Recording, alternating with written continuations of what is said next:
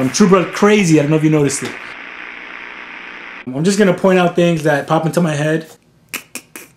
This thing on. This is our first True Blood crazy recap. And we're about to recap. What show was it? I just saw it last night. I'm gonna watch it again actually. But it was I Smell a Rat. Season 3, episode 10, I Smell a Rat. It had some good moments, but it just was kind of slow. It was more of a story development type of episode instead of a action, kill people, have sex type of thing.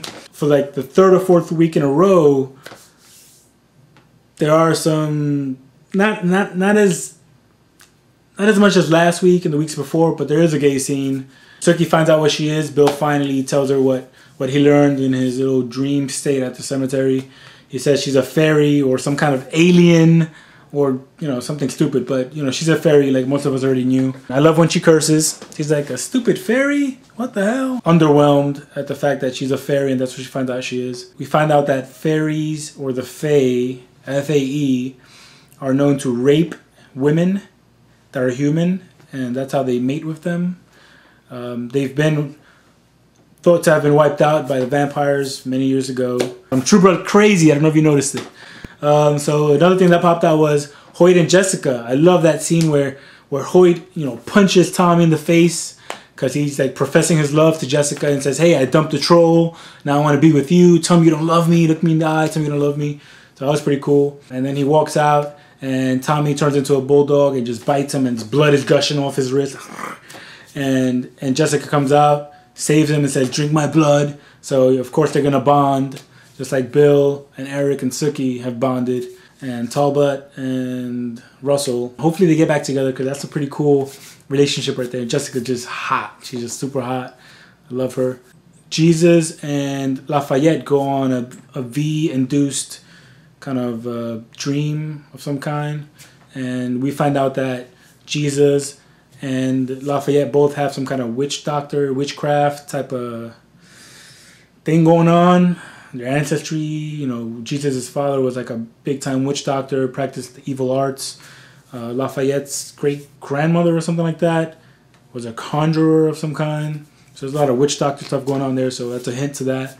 There wasn't enough Russell being angry going on, and I didn't like that. I didn't appreciate that because last week, you know, Russell at the end of the episode kills a guy on national TV, you know, and then this week it's just like, the special forces raided his mansion, couldn't find him. That's all, you know, and he's all like depressed, having sex with strangers, you know, male prostitutes. He kills the guy. He makes believe he's Talbot, and it's just the guy's going crazy. He's just going crazy. So it's not the direction I wanted it to go in. Like I wanted him to just be killing people and going crazy. I wanted, you know, the U.S. government to just go crazy and just I don't know, just do more. You know, like treat him like a terrorist, and I don't know, just pretty weak on that part. Maybe they'll do something in the next couple episodes.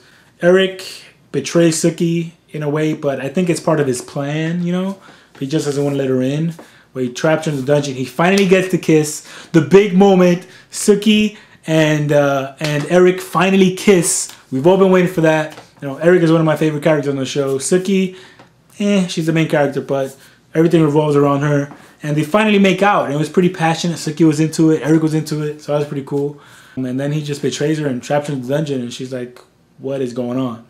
So that was pretty cool. The whole Jason and the werepanther.